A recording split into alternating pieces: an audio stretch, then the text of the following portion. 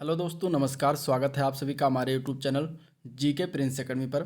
तो हम लोग डिस्कशन कर रहे थे यूपी ट्रिपल एस सी लेखपाल भर्ती मुख्य परीक्षा के प्रैक्टिस सेट की, वो भी ग्रामीण प्रवेश की। ठीक है, जो कि इसका चौथा 25 क्वेश्चन जो एग्जाम में पूछा जाएगा। तो प्रैक्टिस सेट को उसी को डिस्कस कर रहे थे। तो इसके पहले 5 प्रैक्टिस सेट हो चुका है और आज की इस वीडियो में हम छठवां प्रैक्टिस सेट जो है डिस्कस करने वाले हैं, जो कि ये रुक्मणी प्रकाशन पब्लिकेशन से ये बुक से लिया गया है। ठीक है, तो चलिए स्टार्ट करते हैं इस वीडियो को। और इसमें जो है टोटल 32 प्रैक्टिस सेट दिए गए हैं और 32 प्रैक्टिस में से आज का ये जो होगा वो छठवां प्रैक्टिस टेस्ट होगा और उसको हम देखेंगे ग्रामीण विकास से संबंधित। ठीक है, और ग्रामीण विकास की अगर हम बात करें तो इससे संबंधित जो घटना चक्र में जो बुक निकली हुई है उसका मैंने पूरा एनालिसिस कराया हुआ थ्योरी का और उसका प्लेलिस्ट बना दिया है। आप लोग वहाँ से इसको जाकर देख सकते हैं। घटना चक्र और यूथ का भी साथ में कराया हुआ है थ्योरी का बुक, जो ग्रामीण प्रवेश की निकली हुई थी। ठीक है, इसके बाद परीक्षा मंथन के साथ साथ में जो निकली हुई थी उसको भी मैंने करा दिया है। तो आप लोग जाइए चैनल पेज पर, वहाँ पर देखिए सारे के सारे जो है इसका थ्योरी जो है कराया जा चुका है। तो जो भी इसमें थ्योरी के क्वेश्चन उस टाइप के ये आएंगे उसको मैं बताऊंगा कि ये जो है थ्योरी का मैंने कराया हुआ है चैप्टर में, आपको जाकर वहाँ से देखना चाहिए। ठीक है, तो चलिए स्टार्ट करते हैं वीडियो को। और स्टार्ट करने से पहले अगर ये आप लोग हमारे चैनल पर नए हैं तो चैनल को सब्सक्राइब करें और वीडियो को भी लाइक करें, तो अपने दोस्तों में ज़्यादा से ज़्यादा शेयर करें। ठीक है, तो क्वेश्चन पहला है कि जिला स्तर पर मुख्य चुनाव अधिकारी के रूप में जिलाधीश या जो है क्या कहलाता है, ये बताना है। तो जो जिला स्तर पर मुख्य चुनाव अधिकारी के रूप में जिलाधीश को कहा जाता है रिटर्निंग ऑफिसर। ठीक है, तो आंसर इसका जो है बी पार्ट सही हो जाएगा, रिटर्निंग ऑफिसर कहा जाता है उसको। और इसके बारे में कुछ फैक्ट की बात करें तो लोक प्रतिनिधित्व अधिनियम 1951 के अनुसार जो है संसदीय या विधानसभा क्षेत्र का रिटर्निंग अधिकारी संबंधित क्षेत्र में चुनाव कार्य कराने के लिए जो जिम्मेदार होता है, रिटर्निंग अधिकारी की सहायता के लिए जो है एक से अधिक सहायक रिटर्निंग ऑफिसर भी होते हैं, अधिकारी भी होते हैं। रिटर्निंग ऑफिसर जो है मतदान, ठीक है, रिटर्निंग ऑफिसर जो है मतदान कराता है और मतदान प्रक्रिया मतगणना प्रक्रिया का संचालन करने तथा मतपत्र की वैधता तय करने के लिए वैधानिक प्राधिकरण है। भारतीय संविधान के अनुच्छेद की बात करें तो 324, ठीक है, अनुच्छेद 324 के अंतर्गत निर्वाचन आयोग का उल्लेख किया गया है। ठीक है, निर्वाचन आयोग का उल्लेख जो है किस अनुच्छेद के तहत किया गया, तो 324 है। चलिए अगला क्वेश्चन देखते हैं। अगला क्वेश्चन है विनोबा भावे। विनोबा भावे अपना राजनीतिक गुरु किसे मानते थे, ये बताना है क्वेश्चन। बाल गंगाधर तिलक, महात्मा गांधी, चित्तरंजन दास और दादा भाई नेहरू जी। ठीक है, देखिए हिस्ट्री का क्वेश्चन है। तो हिस्ट्री का पोर्शन की बात करें तो घटना चक्र के हिस्ट्री का जो आया हुआ था बुक, उसका मैंने घटना चक्र के सामान्य ज्ञान का जो बुक था उसका मैंने पूरा का पूरा करा दिया था। उसमें से एक चैप्टर था हिस्ट्री का, जिसमें भारतीय इतिहास में प्राचीन, मिडवल और आधुनिक भारत तीनों उसमें समाहित किए गए हैं। तो आप लोग उसको देखिए, उसका लिंक डिस्क्रिप्शन में दे दूंगा। बहुत इंपॉर्टेंट बुक है, टॉपिक है। ठीक है, तो इसके देखिए विनोबा भावे अपना राजनीतिक गुरु जो है किसे मानते थे, ये बताना है। तो ये जो है विनोबा भावे जी अपने राजनीतिक गुरु जो है महात्मा गांधी जी को मानते थे। ठीक है, तो आंसर इसका बी पार्ट से हो जाएगा, महात्मा गांधी। अब इसके बाद अगर हम बात करें तो विनोबा भावे जो है भारत के स्वतंत्रता संग्राम में और भूदान आंदोलन में जो है अग्रणी भूमिका निभाई थी। ठीक है, गांधी जी को जो है अपना राजनीतिक गुरु, गांधी जी अपना राजनीतिक गुरु की बात करें तो गांधी जी जो है मानते थे गोपाल कृष्ण गोखले को। ठीक है, गोपाल कृष्ण गोखले को जो है गांधी जी अपना राजनीतिक गुरु मानते थे। ठीक है, और गोपाल कृष्ण गोखले अपना राजनीतिक गुरु जो है एम जी रनाडे को मानते थे। एम जी रनाडे को मानते थे, एम जी रनाडे। तो ये कुछ पॉइंट है जो याद रखना है। ठीक है, सुभाष चंद्र बोस जो है अपना राजनीतिक गुरु किसको मानते थे, तो सी आर दास, सी आर दास को जो है सुभाष चंद्र बोस जी अपना राजनीतिक गुरु मानते थे। इसके बाद अगर बात करें तो भारत में उग्र राष्ट्रवाद का जनक जो है किसको कहा जाता है, तो बाल गंगाधर तिलक को कहा जाता है। ठीक है, इसके बाद भारत में अगर धन निकासी के सिद्धांत का जो बात करें किसी ने प्रतिपादित किया था तो वो थे दादा भाई नौरोजी, जिन्होंने फर्स्ट टाइम जो है धन निकासी सिद्धांत का प्रतिपादन किया था। सी आर दास जो है खुदीराम बोस के भी पैरवी कार्य के रूप में पक्ष रखा था। तो कुछ बातें हो गई। अब चलिए अगला पॉइंट देखते हैं। आलू एवं आम जैसी फसलों के निर्यात के लिए कितने कृषि निर्यात क्षेत्र यानी कि AEZ की स्थापना जो है उत्तर प्रदेश में किया गया है। तो आलू एवं आम निर्यात के लिए जो है 2 कृषि निर्यात क्षेत्र जो है उत्तर प्रदेश में स्थापित किया गया है। तो आंसर इसका ए पार्ट से हो जाएगा 2। ठीक है, केवल 2 निर्यात क्षेत्र जो है क्या कहते हैं कि स्थापना किया गया है। अब अगर हम बात करें तो वर्ष 2018 में भारत सरकार ने राष्ट्रीय कृषि निर्यात नीति अपनाई थी और कृषि निर्यात को दोगुना करने के उद्देश्य से ये जो है बनाया गया था।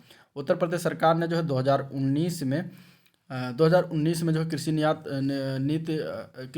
नीति जो है राष्ट्रीय नीति निर्यात के लक्ष्यों को प्राप्त करने के उद्देश्य से बनाई है। अब उत्तर प्रदेश कृषि निर्यात नीति 2019 के मुख्य उद्देश्य की बात करें तो किसानों की आय में वृद्धि करना, कृषि क्षेत्र में जो है निर्यात को बढ़ाना और अंतर्राष्ट्रीय बाजार का आकलन करना है। अगला क्वेश्चन है किसान क्रेडिट कार्ड योजना। ठीक है, ये देखिए, ये पुरानी योजना है और इस जितने भी पुरानी योजनाएं 1947 से लेकर अब तक चलाई गई वो सारी के सारे मैंने योजनाओं में डिस्कस किया हुआ है। ग्रामीण विकास के क्षेत्र में चाहे घटना की हो या यूथ की, आप लोग उसको वहाँ पर जाकर देखिए, सारी योजनाएं उसमें मिल जाएंगी आपको। तो इसमें बताना है किस वर्ष शुरू किया गया था, तो ये किसान क्रेडिट कार्ड योजना जो है 1998 में शुरुआत किया गया था इसका, और आंसर इसका बी सी पार्ट्स हो जाएगा 1998। ठीक है, अगस्त 1998 में जो है तत्कालीन वित्त मंत्री थे यशवंत सिन्हा के द्वारा यह शुरुआत किया गया था और इसमें जो है किसानों को 3 लाख तक का कर्जा प्रदान किया जाता है। ठीक है, और इसके अगर ब्याज दर की बात करें तो 6 माह तक जो है 6 मंथ तक 4% ब्याज तथा 1 वर्ष के लिए अगर लिया जाता है कर्जा तो 7% ब्याज होता है।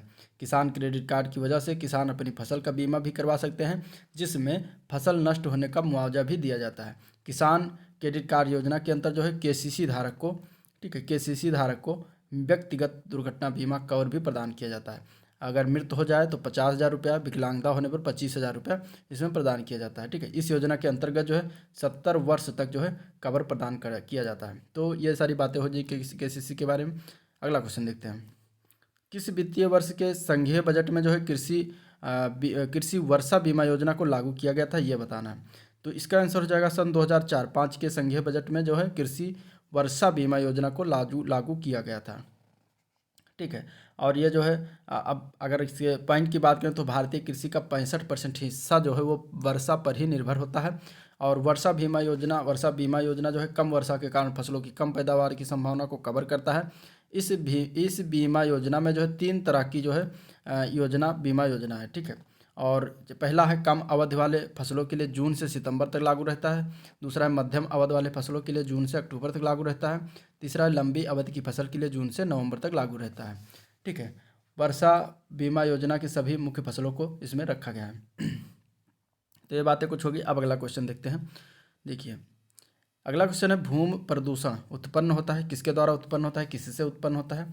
तो भूमि प्रदूषण जो है ये फसलों के रासायनिक दवाओं और अनुचित प्रयोग एवं उनके अपशिष्ट अवशोषों से और उद्योग धंधों के ठोस तथा जलीय उपद्रव्यों के भूमि में निकासी से तथा कूड़ा करकट गंदगी मलमूत्र के अनियंत्रित विसर्जन के कारण होता है। तो इन तीनों के कारण जो है भूमि का प्रदूषण होता है। तो इस तरीके से आंसर इसका उपयुक्त डी जो है वो सही हो जाएगा। ठीक है, इसमें जो है ये सारी भूमि प्रदूषण के प्रभाव के कारक हैं और इसमें अगर और हम बात करें तो खनन से निकलने वाले मलबे से भी होता है, जैव स्रोतों द्वारा भी मृदा प्रदूषण होता है। ठीक है, तो ये सारी बातें जो हो गई इसके भूमि प्रदूषण के कारक के। अगला क्वेश्चन देखते हैं। तो अर्जुन बांध जो है नहर से लाभान्वित कौन सा जिला है ये बताना है। तो अर्जुन बांध नहर से अगर बात करें तो लाभान्वित जिला जो है वो हमीरपुर जिला है। आंसर इसका डी पार्ट से हो जाएगा हमीरपुर। ठीक है, अब इसके अगर और पॉइंट की बात कर लेते हैं तो अर्जुन बांध जो है 1957 में, ठीक है, 1957 में जो है ये अर्जुन नदी पर बनाया गया था। ठीक है, अर्जुन नदी पर बनाया गया था और इसी के नाम से जो है अर्जुन बांध पड़ा इसका। और ये जो है बांध जो है 27 मीटर ऊंचा है और 5200 मीटर जो है लंबा है। तो ये भी याद रखना आपको। इसके बाद उत्तर प्रदेश के चौहरारी में ये स्थित है जो कि हमीर जिला में पड़ता है। हमीरपुर शहर जो है ये यमुना और बेतवा के संगम पर बसा है। ठीक है, हमीरपुर शहर जो है यमुना और बेतवा नदी के संगम पर बसा है, यानी कि एक इधर से नदी आ रही है उसके पार होके जा रही है। इस तरीके से अगर बात करें तो सिंचाई के लिए इसमें जो है 42 किलोमीटर लंबी मुख्य नहर बनाई गई है। तो ये हो गई अर्जुन बांध से संबंधित चीज़ें। अगला क्वेश्चन है समकालीन भारतीय समाज का प्रारंभ होता है कब से होता है ये बताना है। ठीक है, तो देखिए समकालीन भारतीय समाज का आरंभ जो है वो 15 अगस्त 1947 से होता है, यानी कि भारत की आज़ादी के बाद से होता है। 15 अगस्त 1947 को जो है भारत को ब्रिटिश दासता से मुक्ति मिली थी और इसके बाद भारत को लोकतांत्रिक देश के रूप में जो है स्वीकारा जाता है। संविधान में जो है भारतीय समाज को एक नई दिशा एवं दशा जो है बदलाव से परिपूर्ण किया गया है और संविधान की प्रस्तावना में जो है भारतीय समाज का प्रस्तावित किया गया। ठीक है, भारतीय समाज का रूप जो है प्रस्तावित किया गया है संविधान की प्रस्तावना में। और भारत एक जो है लोकतांत्रिक राज्य है और यह स्वतंत्रता, समानता, भ्रातृत्व, न्याय, समाजवाद, धर्मनिरपेक्ष आदि का हिमायती है। तो इस तरीके से आंसर इसका बी पार्ट से हो जाएगा। अगला क्वेश्चन है, अफ्रीकन समाज को क्या कहा जाता है? तो अफ्रीकन समाज को जनजातीय समाज कहा जाता है। आंसर इसका ये पार्ट से हो जाएगा, जनजातीय समाज। ठीक है, अफ्रीका को मानव विकास का इतिहास भी कहा जाता है। अफ्रीका के विभिन्न क्षेत्रों में जो है भिन्न भिन्न जनजातियाँ पाई जाती हैं। उनमें से अगर हम बात करें तो बुशमैन जो है, बुशमैन एक जनजाति है जो कि अफ्रीका कंट्री में पाई जाती है और अफ्रीका कॉन्टिनेंट के जो है ये दक्षिण अफ्रीका और कालाहारी मरुस्थल में ये खासकर ये जनजाति पाई जाती है। इसके बाद मसाई जनजाति है। मसाई जनजाति की बात करें तो अफ्रीका कॉन्टिनेंट में जो है केन्या, ठीक है, केन्या में पाई जाने वाली जनजाति, केन्या एक देश है, वहाँ पे जनजाति पाई जाती है। मसाई जनजाति के बाद जुलू जनजाति है। जुलू जनजाति जो है ये दो जो है दक्षिण अफ्रीका के नाटाल प्रांत में स्थित है। ठीक है, साउथ अफ्रीका या दक्षिण अफ्रीका के नाटाल प्रांत में स्थित है। इसके बाद पिगमी जनजाति जो है, पिगमी जनजाति जो है कांगो बेसन में पाई जाती हैं। फुलानी जनजाति जो है वह नाइजीरिया क्षेत्र में पाई जाती हैं। बांटू जनजाति जो है दक्षिणी और मध्य अफ्रीका में पाई जाती हैं और बोवर जनजाति जो है यह दक्षिण अफ्रीका में पाई जाती है। अगला क्वेश्चन है, कौन सा शास्त्रीय नृत्य जो है उत्तर प्रदेश से संबंध है ये बताना है। ठीक है, कथक, भरतनाट्यम, ओडिसी और कुचिपुड़ी। तो इसमें जो कथक है, कथक, ठीक है, ए पार्ट, कथक जो है वो शास्त्रीय नृत्य है और वो उत्तर प्रदेश से संबंधित है। कथक जो उत्तर भारत का एक प्रमुख लोक नृत्य है। कथक का शाब्दिक अर्थ होता है कहानी। पुराने समय में कथावाचक गाने के रूप में बोलते और नया रूप देने के लिए जो है शास्त्रीय नृत्य करते थे, तो उसी के नाम पर इस नृत्य को जो है कथक नृत्य कहा जाने लगा। चूड़ीदार पैजामे को जो है कथक नृत्य का वेशभूषा मान लिया गया। अगर हम बात करें तो मुख्यतः 8 शास्त्रीय नृत्य हैं भारत में। ठीक है, 8 शास्त्रीय नृत्य हैं और 8 शास्त्रीय नृत्य की बात करें तो पहला उसमें अगर हम बात करें तो भरतनाट्यम, जो कि ये कहाँ किस प्रदेश का शास्त्रीय नृत्य है? तो ये तमिलनाडु का शास्त्रीय नृत्य है। ठीक है, तमिलनाडु का शास्त्रीय नृत्य है क्या? भरतनाट्यम। ठीक है, इसके बाद दूसरा आता है कथकली। कथकली की बात करें तो ये केरला राज्य का लोक नृत्य, शास्त्रीय नृत्य है, केरला। ठीक है, केरला की बात करते हैं, केरला।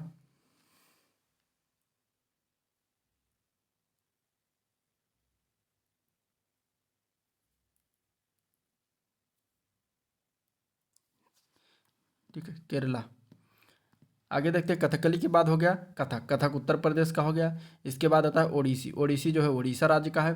इसके बाद आता है मणिपुरी। मणिपुरी जो है नाम से ही मणिपुरी राज्य का है शास्त्रीय। इसके बाद मोहिनी अट्टम। मोहिनी अट्टम, मोहिनी अट्टम ये केरला राज्य का ही है। ठीक है, तो इस तरीके से कथकली और मोहिनी अट्टम दोनों केरला का है।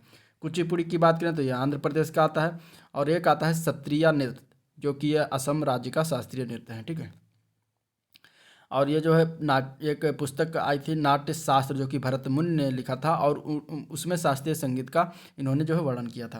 अगला क्वेश्चन देखते हैं, तो राष्ट्रीय उद्यान जो है दुधवा लखीमपुर खीरी में जो है बाघ परियोजना में कब इसको सम्मिलित किया गया ये बताना। तो राष्ट्रीय उद्यान दुधवा नेशनल पार्क जो जिसको कहा जाता है, ये 1987-88 में जो है इसमें बाघ परियोजना को शामिल किया गया है या सम्मिलित किया गया है इस परियोजना में। दुधवा राष्ट्रीय उद्यान जो है भारत और नेपाल की सीमाओं से लगे विशाल वन क्षेत्र जो कि उत्तर प्रदेश में स्थित है। वर्ष 1977 में जो है दुधवा राष्ट्रीय उद्यान घोषित किया गया था दुधवा को। दुधवा टाइगर रिजर्व में जो है गैंडा प्रोजेक्ट क्षेत्र दक्षिण सोनारीपुर में है। दुधवा उद्यान जो है जैव विविधता के मामले में काफ़ी प्रसिद्ध समृद्ध माना जाता है। ठीक है, आगे हम बात करते हैं, तो मिलान करना है सूची सेकंड से सूची फर्स्ट से जो है सूची सेकंड को। देखिए, एक जगह इधर स्थान का नाम दिया गया और इधर नदियों के नाम दिए गए हैं। ठीक है, तो रुद्रप्रयाग जो है ये कहाँ, रुद्रप्रयाग नदियों का संगम दिया गया इधर, अलकनंदा, भागीरथी, अलकनंदा, मंदाकिनी। ठीक है, तो अलकनंदा पिंडार, अलकनंदा, नंदाकिनी, इसमें से बताना है कि कौन सा किस संगम के किनारे है। तो रुद्रप्रयाग की बात करें तो ये अलकनंदा मंदाकिनी का संगम है रुद्रप्रयाग में, तो आंसर इसका जो है दूसरा हो जाएगा पहला का। ठीक है, इसके बाद नंदप्रयाग की बात करें तो अलकनंदा नंदाकिनी में जो है नंदप्रयाग है, संगम है। इसके बाद कर्णप्रयाग में बात करते हैं तो कर्णप्रयाग में अलकनंदा पिंडार संगम है। ठीक है, इसके बाद देवप्रयाग में भागीरथी अलकनंदा का संगम है। तो इस तरीके से ये आंसर हो गया। अब विष्णु प्रयाग, एक है विष्णु प्रयाग, तो उसको भी जान लेते हैं। विष्णु प्रयाग की बात करें तो ये जो है इसका संगम स्थान अगर बात करें तो अलकनंदा धौली गंगा नदी, ठीक है, धौली गंगा नदी का संगम जो है विष्णु प्रयाग में स्थित है, ठीक है, विष्णु प्रयाग में आता है। इसके बाद अगर हम बात करें तो उत्तराखंड में जो है 5 प्रयाग हैं, और इस 5 प्रयागों स्थल का जो है प्रमुख तीर्थ स्थल है, ठीक है। अब ये हो गई बातें। चलिए अगला क्वेश्चन देखते हैं। उत्तर प्रदेश उद्योग बंद का उद्देश्य क्या है, ये बताना है। उत्तर प्रदेश उद्योग बंद का उद्देश्य क्या है? तो उत्तर प्रदेश उद्योग बंद का उद्देश्य जो है औद्योगिक इकाइयों की समयबद्ध स्थापना सुनिश्चित करना, इसका मेन उद्देश्य रहा। तो आंसर इसका बी पार्ट से हो जाएगा, ठीक है। और उत्तर प्रदेश में उद्योग बंद की स्थापना 1981 ईस्वी में किया गया था। ये कुछ पॉइंट है। इसके बाद अगर हम बात करें तो इसका उद्देश्य इंटर पास बेरोजगार महिलाओं को अपना उद्यम स्थापित करने के लिए सहायता करना है, ठीक है। और इसमें एकल खिड़की प्रणाली के रूप में 1 जनवरी 1999 को यह लागू किया गया था, ठीक है। मुख्यमंत्री योगी आदित्यनाथ ने इसे विशेष बढ़ावा दिया है। उद्योग बंधु उत्तर प्रदेश सरकार को समर्पित एक ऐसा त्रिस्तरीय जो कि जिला स्तर, मंडल स्तर और राज्य स्तरीय निकाय है जो ISI या ISO 9001/2008 से जो है प्रमाणित है। अगला क्वेश्चन देखते हैं। भारत में जो है रजत क्रांति, ठीक है, सिल्वर रिवॉल्यूशन किससे संबंधित है? तो रजत क्रांति का संबंध अंडा और मुर्गी के उत्पाद से है। तो इसमें आंसर इसका बी पार्ट से हो जाएगा, अंडा और मुर्गी के उत्पादन से, ठीक है। भारत में रजत क्रांति के जनक की बात करें तो इंदिरा गांधी जी हैं। इसके बाद भारत में सबसे पहली क्रांति की शुरुआत कब हुई थी? तो वर्ष 1966-67 में हुआ था, ठीक है। 1966-67 में पहली क्रांति का शुरुआत हुआ था भारत में। हरित क्रांति जो कि कहा जाता है सर्वप्रथम स्टार्ट हुआ था, और हरित क्रांति के कारण जो है भारत खाद्य उत्पादन में आत्मनिर्भर हो गया था। हरित क्रांति के बाद भारत में दुग्ध क्रांति, पीली क्रांति, नीली क्रांति, गोल क्रांति, रजत क्रांति आदि क्रांतियों की जो है क्या कहते हैं कि शुरुआत होने लगी। रजत क्रांति में जो है अंडा और मुर्गियों के उत्पादन बढ़ाने के लिए होता है। भारत में आंध्र प्रदेश जो सबसे बड़े अंडे उत्पादक राज्य हैं। अब कुछ क्रांति है जैसे कि रजत क्रांति हो गया, हरित क्रांति जो है खाद्यान्न उत्पादन, श्वेत क्रांति जो है दुग्ध उत्पादन से संबंधित है, नीली क्रांति जो है मत्स्य उत्पादन यानी कि मछलियों के उत्पादन से संबंधित है, गुलाबी क्रांति जो है झींगा मछली उत्पादन से संबंधित है, लाल क्रांति जो है मांस अथवा टमाटर उत्पादन से संबंधित है, स्वर्ण क्रांति की बात करें तो बागवानी से संबंधित है। तो ये कुछ पॉइंट हो गए। अगला क्वेश्चन देखते हैं। तो जाबो ग्रामीण खेती करने का तरीका जो है कहाँ विद्यमान है, ये बताना है। तो जाबो ग्रामीण खेती जो प्रणाली की बात करें तो यह नागालैंड में है। तो आंसर इसका जो है बी पार्ट से हो जाएगा, नागालैंड, ठीक है। जाबो पद्धति जो है कृषि, वानिकी और पशुपालन का मिला जुला रूप होता है, और यह पद्धति जो है मिट्टी का बहाव रोकने, जल संसाधन का विकास करने और पर्यावरण संरक्षण में जो है मददगार होती है। यह एक देसी प्रणाली है जिसे रूजा भी कहते हैं, रूजा, ठीक है, नाम याद रखना, रूजा। इसके बाद अगर हम बात करते हैं तो एक देसी प्रणाली है जिसे रूजा कहा जाता है। नागालैंड के क्रुमा गांव में सिंचाई के लिए जो है जाबो प्रणाली इस्तेमाल किया जाता है। जाबो ग्रामीण खेती है, इसमें जो है चावल की खेती की जाती है, ठीक है। जाबो का मतलब होता है पानी को तालाब में इकट्ठा करना। तो इस तरीके से इसके बारे में कुछ बातें होगी। अगला क्वेश्चन देखते हैं। तो निम्नलिखित में से कौन सी जो है रूट क्रॉप नहीं है, ठीक है। रूट मीन्स जड़, तो इसमें से बताना कौन सी रूट क्रॉप नहीं, तो वो है ईख। आंसर इसका ईख हो जाएगा, जिसको गन्ना कहा जाता है, ठीक है। गन्ना एक खरीफ फसल होती है और गन्ने के लिए जल निकासी वाली दोमट मिट्टी सर्वोत्तम होती है, और ये एक जो है नकदी फसल होती है या वाणिज्यिक फसल जिसको कहते हैं, यह उस रूप में होती है। भारतीय गन्ना अनुसंधान संस्थान जो है कहाँ पर स्थित है, तो ये लखनऊ में स्थित है, ठीक है। लखनऊ, उत्तर प्रदेश की राजधानी लखनऊ में जो भारतीय गन्ना अनुसंधान 1952 में स्थापित किया गया था। रूट क्रॉप जो फसलों को रूट क्रॉप फसलों का खाद्य पदार्थ उनके तनों एवं जड़ों में संचित होता है, जैसे कि आलू, ठीक है। आलू भी रूट क्रॉप फसल हो गया, चुकंदर भी रूट क्रॉप फसल हो गया, और शकरकंद भी रूट क्रॉप फसल हो गया, ठीक है। गन्ने की फसल की बुआई जो है 2 बार वर्ष में किया जाता है। पहला होता है बसंतकालीन गन्ने की बुआई 15 फरवरी से 15 मार्च के बीच, और दूसरा होता है शरदकालीन गन्ने की बुआई अक्टूबर से नवंबर में होती है। गन्ना जो है एक बहुवर्षीय फसल होती है, ठीक है। अधिकतर इसको 3 साल तक या 3 वर्ष तक इसको लगाते हैं, उसी में जमता रहता है, ठीक है। उत्तर प्रदेश में सर्वाधिक गन्ना का उत्पादन होता है, ये भी आपको जानना है। अगला क्वेश्चन है, ब्रज भाषा बोलने वाले लोग किस क्षेत्र में आते हैं, ये बताना है। तो ब्रज भाषा बोलने वाले जो लोग होते हैं वो निचली दोआब क्षेत्र में बोली जाती है, ठीक है। तो आंसर इसका बी पार्ट से हो जाएगा। निचली ब्रज भाषा का विकास सौर सेनी से हुआ, ये भी आपको याद रखना है, ठीक है। सौर सेनी अपभ्रंश से हुआ है। इसके बाद ब्रज भाषा की बात करें तो मथुरा, वृंदावन, आगरा, भरतपुर, मैनपुरी, बदायूं, बरेली आदि प्रदेशों में बोला जाता है। ब्रजभाषा के प्रसिद्ध कवि की बात करें तो सूरदास, नंददास, बिहारी, सेनापति, देव व रत्नाकर आदि हैं। ब्रजभाषा के क्षेत्रीय ग्रामीण भाषा है और जो पश्चिमी उत्तर प्रदेश एवं उत्तराखंड के अलावा हरियाणा, राजस्थान, मध्य प्रदेश में भी बोला जाता है। तो ये कुछ बातें हो गई। अब अगला क्वेश्चन देखते हैं। तो वर्तमान में उत्तर प्रदेश राज्य में जो है कितने ग्राम पंचायत हैं ये बताना। ठीक, ये क्वेश्चन 2015 के लेखपाल के पेपर में भी पूछा गया था, तो इम्पोर्टेंट क्वेश्चन है। अब वर्तमान में अगर हम बात करें तो टोटल लगभग 58,000 ग्राम पंचायत हैं। तो आंसर इसका ए पार्ट से हो जाएगा 58,000। ठीक है, देख लेते हैं कि ग्राम पंचायत के कार्य क्या क्या होते हैं। तो मनोरंजन, सोशल वेलफेयर स्कीम, ठीक है, बचत, कृषि ऋण, मुआवजा, ration card, voter card, pan card आदि जो इनके कार्य होते हैं। ग्राम पंचायत में निम्न योजनाएं चालू हैं, जैसे कि मनरेगा, प्रधानमंत्री ग्राम सड़क योजना, राष्ट्रीय ग्रामीण आजीविका मिशन, इंदिरा आवास योजना, संपूर्ण स्वच्छता अभियान। ठीक है, तो ये इस तरीके से कुछ चीज़ें हैं जो याद रखना चाहिए।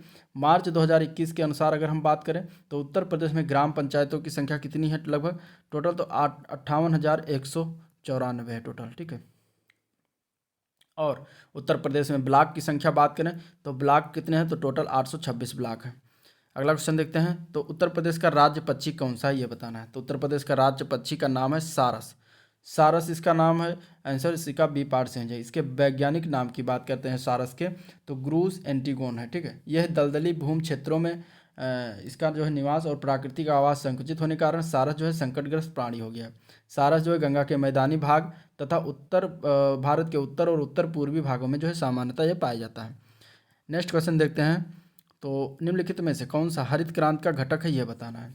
तो हरित क्रांति के घटक की बात करें तो इसमें जो है अधिक उपज देने वाली प्रजातियों के बीजों का प्रयोग, यह है होता है उन्नत सिंचाई, इसके बाद रासायनिक उर्वरकों का प्रयोग, ये तीनों जो हरित क्रांति के घटक हैं। तो इसका आंसर इस तरीके से डी पार्ट से हो जाएगा। ठीक है, हरित क्रांति के शब्द का जो है सर्वप्रथम प्रयोग की बात करें तो 1940 और 1960 के दशक में जो है विकासशील देशों में कृषि क्षेत्र में किया गया था। हरित क्रांति के जनक की बात करें तो अमेरिकी कृषि वैज्ञानिक थे, उनका नाम था नॉर्मन बोरलॉग। ठीक है, नॉर्मन बोरलॉग थे जो अमेरिकी कृषि वैज्ञानिक थे और ये जो हरित क्रांति के जनक के रूप में माने जाते हैं। अगर 1966-67 में बात करें, भारत में जो है हरित क्रांति की शुरुआत हो गई थी और भारत में हरित क्रांति की जनक की बात करें तो MS स्वामीनाथन थे, MS स्वामीनाथन।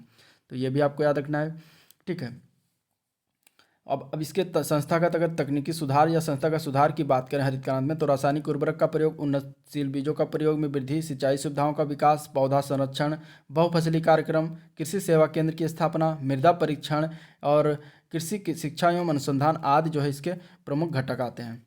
नेक्स्ट क्वेश्चन देखते हैं। तो भारत के किस कार्यक्रम को विश्व बैंक ने जो है विश्व का सबसे बड़ा सार्वजनिक कार्य योजना माना है। तो वो कौन सा कार्यक्रम है, तो वो है मनरेगा। ठीक है, आंसर इसका ए पार्ट से हो जाएगा मनरेगा। ठीक है, महात्मा गांधी राष्ट्रीय ग्रामीण रोजगार गारंटी अधिनियम इसका फुल फॉर्म बनता है और ये भारत का एक रोजगार गारंटी योजना है। ठीक है, इसमें ऑप्शन में जितने भी दिए गए हैं योजनाओं के बारे में, तो योजना के मैंने पोर्शन में जो है ग्रामीण विकास की जो बुक कराई है, घटना की हो या यूथ की हो, उनमें सारा मैंने कवर करा। तो आप लोग उसको भी जाकर देखिए, जो मैंने लिंक दिया हुआ डिस्क्रिप्शन में। तो देखिए मनरेगा की बात कर लेते हैं। तो ये कब स्टार्ट हुआ गया, तो ये 7 सितंबर 2005 को, सॉरी। और यह योजना प्रत्येक वित्त वर्ष में एक किसी भी ग्रामीण परिवार के वयस्क सदस्य को जो है 100 दिन का गारंटी के साथ रोजगार उपलब्ध कराती है। प्रारंभ में इसे नरेगा कहा जाता था, लेकिन 2 अक्टूबर 2009 को इसका पुनः नामकरण कर मनरेगा कह दिया गया। ठीक है, तो इस तरीके से अगर हम बात करें तो ये कुछ चीज़ें हो गई। अब आगे हम बात करते हैं अगले क्वेश्चन के बारे में। अगला क्वेश्चन है कि प्रधानमंत्री ग्राम सड़क योजना किस प्रधानमंत्री के जन्मदिन पर जो है प्रारंभ किया गया, यह बताना है। तो प्रधानमंत्री ग्राम सड़क योजना जो है अटल बिहारी वाजपेयी का जन्मदिन दिवस के उपलक्ष्य में जो प्रारंभ किया गया था। अब बात करते हैं इनका जन्म कब हुआ था, तो 25 दिसंबर, और उसी दिन जो है शुरुआत किया गया था। कब, ये प्रधानमंत्री ग्राम सड़क 25 दिसंबर 2000 को शुरुआत किया गया था। ठीक है, 25 दिसंबर 2000 को शुरुआत किया गया था प्रधानमंत्री ग्राम सड़क योजना। ठीक है, ग्रामीण इलाकों में जो है 500 या अधिक आबादी वाले क्षेत्र को 12मासी सड़कों से जोड़ना इसका मेन काम है। पहाड़ी और रेगिस्तानी क्षेत्रों में 250 आबादी वाले को 12मासी सड़कों से जोड़ना है। ठीक है, राष्ट्रीय राजमार्ग विकास प्राधिकरण की स्थापना 1995 ईस्वी में किया गया। नागपुर योजना जो है 1945 का संबंध जो है ये सड़क निर्माण एवं विकास से है। अगला क्वेश्चन देखते हैं, इंदिरा आवास योजना। इंदिरा आवास योजना जो है निम्नलिखित में से किस योजना की उप योजना के रूप में प्रारंभ किया गया? ठीक है, बहुत ही इंपॉर्टेंट योजना के बारे में कुछ भी पूछा जा सकता है। तो ये पूछा गया कि किस योजना की उप योजना के रूप में ये प्रारंभ किया गया था, तो वह योजना थी ग्रामीण भूमिहीन रोजगार गारंटी कार्यक्रम, जिसके तहत जो उप योजना के तहत जो है इसको स्टार्ट किया गया था। ग्रामीण भूमिहीन रोजगार गारंटी जो है 1983 में जो है प्रारंभ किया गया था, 1983 में स्टार्ट किया गया था। और ग्रामीण भूमिहीन परिवार के प्रत्येक सदस्य को 100 दिनों का रोजगार देने के लिए बनाया गया था। और इसके तहत उप योजना जो इंदिरा आवास योजना है वो 1985-86 में स्टार्ट किया गया। ठीक है, 1985-86 में जो है स्टार्ट किया गया, तो ये भी इम्पोर्टेंट है। अगला क्वेश्चन देखते हैं, वर्ष 2016 टू 18 में उत्तर प्रदेश में मातृत्व मृत्यु अनुपात कितना है ये बताना है। ठीक है, तो वर्ष 2016 टू 18 की बात करें तो मातृत्व मृत्यु अनुपात की बात करें तो 197 प्रति 1 लाख जीवित जन पर है। तो आंसर इसका सी पार्ट से हो जाएगा, 197 प्रति 1 लाख जीवित जन पर है। ठीक है, पिछले एक दशक में जो है किए गए सुधारों की वजह से मातृत्व मृत्यु दर में लगातार कमी आई है और देश में MMR 2014 से 2016 के 130 के स्तर से घटकर 2016 टू 2018 में 113 रह गई है। लास्ट क्वेश्चन इस वीडियो का, तो सन 2011 की जनगणना के अनुसार किस राज्य में लिंगानुपात सर्वाधिक? उत्तराखंड, छत्तीसगढ़, मणिपुर या केरल? तो 2011 की जनगणना के अनुसार अगर सेक्स रेशियो की बात करें तो वो केरल राज्य में सबसे ज़्यादा है। तो आंसर इसका डी पार्ट से हो जाएगा, केरल राज्य। ठीक है, और केरल का अनुपात की बात करें तो कितना यहाँ पे, तो 1084 है लिंगानुपात। ठीक है, केरल की साक्षरता दर की बात करें तो 93.91% है वहाँ पे साक्षरता दर। ठीक है, केरल के सबसे अधिक लिंगानुपात वाला जिला कौन सा है, तो वो है कन्नूर। कन्नूर जिला जो है सबसे अधिक लिंगानुपात कन्नूर जिले में है। ठीक है, भारत में सर्वाधिक लिंगानुपात राज्य की बात करें तो केरल आता है प्रथम पर। केंद्र शासित प्रदेश की बात करें तो पुदुचेरी आता है जो कि 1037 है। और सबसे कम लिंगानुपात की बात करें तो हरियाणा आता है जहाँ पे 879 है। तो इस तरीके से ये प्रैक्टिस सेट 6 समाप्त होता है। तो वीडियो अगर पसंद आया हो तो लाइक करिएगा, चैनल को भी सब्सक्राइब के लिए साथ में बेल आइकन भी प्रेस कर दीजिएगा और अपने दोस्तों में ज़्यादा से ज़्यादा शेयर करिए। ठीक है, तथा अपने कमेंट जो है फीडबैक में करके दे सकते हैं कि आगे मैं जो है आगे क्या स्टार्ट करूँ थ्योरी में। तो आज के लिए इतना ही, मिलते हैं नेक्स्ट दिन इसी का नेक्स्ट टेस्ट सीरीज 7 लेकर। तब तक के लिए थैंक यू, राम राम, स्वस्थ रहिए, मेहनत करते रहिए, पढ़ाई करते रहिए। ठीक है।